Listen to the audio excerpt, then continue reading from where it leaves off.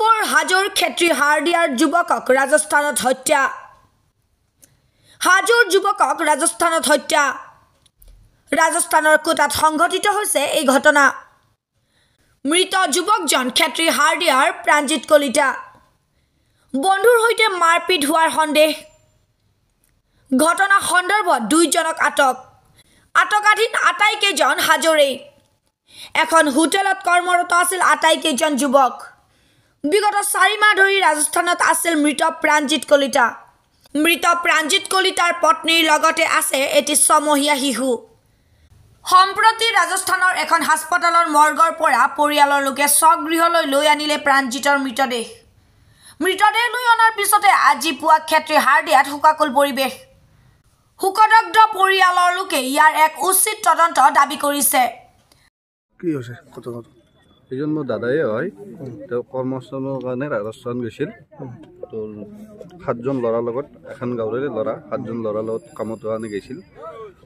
পৰহি ৰাতি আমি ফোন আহিছে তাৰ পৰা আমাক ফোন কৰিছে দাদাৰ মৃত্যু হোৱা বুলি বাকী মাৰ্ডাৰ কৰাটো কৈ ধৰিছে মাৰ্ডাৰ দুজনে কৰিছে এজনৰ নাম ইন্দ্ৰজিৎ হয় এজনৰ নাম বিশ্বজিৎ হয় ভায়েক দেদাক হয় তেহেঁতক এতিয়া পুলিচে আটক কৰিছে এতিয়া আমাক উচিত ন্যায় লাগে আৰু ক'ত হৈছিল এই ঘটনাটো ক'ত হৈছিল ৰাজস্থানৰ কোটাত আচলতে হয়তো সঁচাকৈ সেইটো অতি মৰ্মান্তিক ঘটনাই ক'ব গ'লে কাৰণ দাদাই সেই কাজিয়াখনত ইমান গুৰুত্ব দিয়া নাছিলে ল'ৰাজনে নিজে আহি অৰ্থাৎ বিশ্ব নামৰ ল'ৰাজনে বৰাদিয়াৰ আহি কিনে ল'ৰাজনে আমাৰ দাদাৰ মূৰত এই চটৰ পানী ঢালি দিছিলে যাৰ ফলত দাদাৰ খং উঠিছিল কিন্তু দাদাই কৈছিলে যে হ'ব দে আমাৰ গাঁৱৰ ওচৰৰ একে গাঁৱৰ ল'ৰা তোকনো কি ক'ম কিন্তু কি কথা সেইটো মই গম নাপালোঁ সি নেক্সট অলপ সময়ৰ পিছতে আহি কিনে দাদাৰ ওচৰত কয় যে তই লেবেল দিছ নেকি তই মোক মাৰিব পাৰিবি জানো হেন তেনে ক'লে যাৰ কাৰণে দাদাৰ অলপমান খং উঠিছিল খং উঠাৰ পিছত দাদাই এটা চৰ মাৰিছিল সাধাৰণভাৱে তাৰপিছতে সি কৈছে বিয়াৰ বটল এটা তেওঁলোকৰ তাৰমানে দৰ্জাখনত থোৱা আছিলে সেই বিয়াৰ বটলটো সি মানে দাদাৰ গালৈ দলিয়াই দিছিলে কিন্তু ভাগ্যক্ৰমে সেই বিয়াৰ বটলটো দাদাৰ গাত নপৰি ৱালখন লাগি ভাঙি গ'ল তাৰপিছত দুজনৰ কাজিয়াৰ সূত্ৰপাত হয় অকণমান হোৱাৰ ফলত তেখেতৰ যোনজন দাদাক আছিলে ইন্দ্ৰজিৎ তেখেতে এখন চাকু পিছফালৰ পৰা আনি আমাৰ দাদাৰ গাত মানে দাদাৰ পিছফালৰ পিঠিফালে 3বাৰ হানে যাৰ ফলত দাদাৰ তেতিয়া নিহত হয়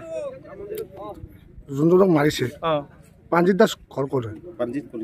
কলিতা ঘৰ ক'ত হয় প্ৰাঞ্জিত কলিতা ক্ষেত্ৰী হাৰ্ডিয়াৰ নিবাসী হয় যোনজনে